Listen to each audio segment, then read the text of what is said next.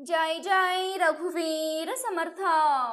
नमस्कार प्रेमळ भक्तांनो, आपल्या चॅनेलवर मी तुमचं मनापासून स्वागत करते। समर्थ तुमच्या सर्व चांगल्या इच्छा लवकरात लवकर पूर्ण करू देत आणि नेहमी तुम्हाला सुखात, आनंदात आणि हसत खेळत ठेवू देत, ही समर्थांच्या चरणी मनापासून प्रार्थना।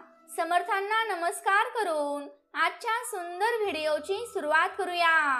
भक्तांनो, देव म्हणतो, तुम्ही कोणतेही काम केले असेल तर त्याचे परिणाम तुम्हाला नक्कीच भोगावे लागतील, आणि जर तुम्ही चांगली कामे केली असतील तर जाणून बुजून किंवा न कळत ती चांगली कामे तुम्हाला तुमच्या कठीण प्रसंगातून वाचवतील, आणि जर तुम्ही चुकीची कामे केली असतील आणि जर तुम्ही पाप केले असेल तर तुम्हाला त्याची शिक्षा नक्कीच भोगावी लागेल।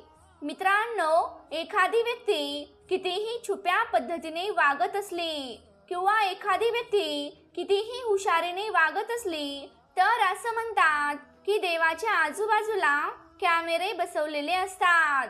देव हे निसर्ग आणि प्रत्येक कृतीवर लक्ष ठेवतात आणि आपल्या प्रत्येक पावलाचा त्या परमेश्वराजवळ हिशोब आहे। आणि मित्रांनो, हे आपल्याला एका सुंदर कथेद्वारे लक्षात येईल।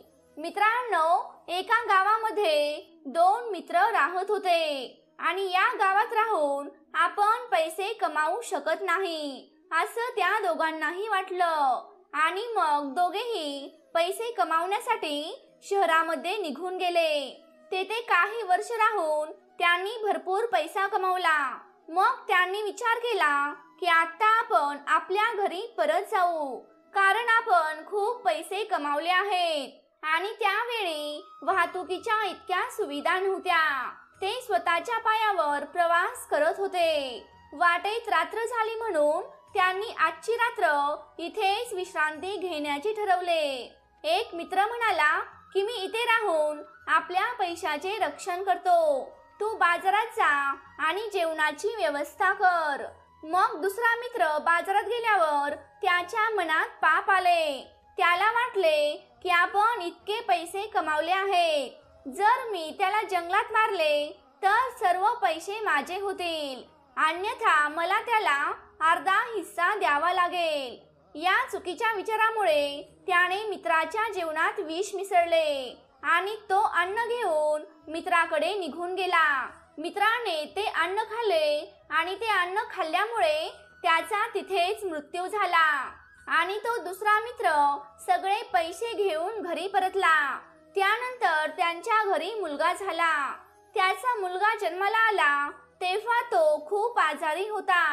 त्यांनी आयुष्यात जे काही पैसे कमावले होते ते सर्व पैसे त्यांच्या मुलाच्या उपचारात वाया गेले। मुलगा मोठा झाला तसा त्यांच्या संपत्तीचा नाश होत गेला। मुलगा थोडा मोठा झाल्यावर त्याच्या वडिलांनी विचारले, बेटा, तू इतका आजारी का आहेस? तू लवकर का बरा होत नाही?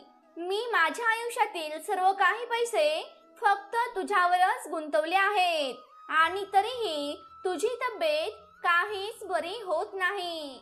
तब्येत बरी नसताना त्याचा मुलगा म्हणाला, कोणता मुलगा आणि कोणता बाप?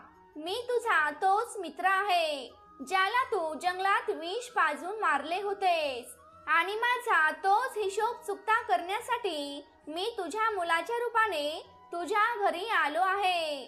आता तुझ्याकडे माझा असणारा हिशोब पूर्ण झाला आहे, म्हणून माझे आयुष्य मी इथे संपवत आहे। भक्तांनो, या कथेद्वारे आपल्याला हे शिकायला भेटते की एखादी व्यक्ती स्वतःला कितीही हुशार समजत असली आणि जर त्याने चुकीचे काम केले असेल तर त्याचे परिणाम त्या व्यक्तीला आज नाही तर उद्या पण नक्कीच भोगावे लागतील। मित्रांनो, कोणतीही व्यक्ती स्वतःने केलेल्या कर्मापासून दुःख भोगल्याशिवाय त्या व्यक्तीची मुक्ती कधीच होऊ शकत नाही। जर त्याने चुकीचे काम केले असेल तर त्याचे परिणाम आज नाही तर उद्या पण नक्कीच भोगावे लागतील। मित्रांनो, कोणतीही व्यक्ती त्याने स्वतःने केलेल्या कर्मापासून दुःख भोगल्याशिवाय त्या व्यक्तीला कधीच मुक्ती भेटत नाही. म्हणून मित्रांनो, जर आपल्याला जिवंतपणीच मुक्ती हवी असेल तर कर्म करताना कधीही कोणाचाही वाईट विचार करू नका. त्या परमेश्वराने आपल्या वाट्याला जेवढं लिहिलं आहे तेवढं आपल्याला नक्कीच भेटेल. त्यामुळे मित्रांनो, नेहमी चांगला विचार करा आणि नेहमी सत्याचा विचार करा आणि नेहमीच चांगले कर्म करा. तर भक्तांनो, आजचा आपला व्हिडिओ इथे संपत आहे. तुम्हाला आजची कथा कशी वाटली हे मला कमेंट करून नक्की सांगा. तुम्ही जर आपल्या चॅनेलवरती नवीन असाल तर या चॅनेलला नक्की सबस्क्राईब करा. तसंच ती घंटी देखील वाजवायला विसरू नका, जेणेकरून आपल्या नवनवीन व्हिडिओंचं नोटिफिकेशन तुमच्यापर्यंत लवकरात लवकर पोहोचेल. जय जय रघुवीर समर्थ.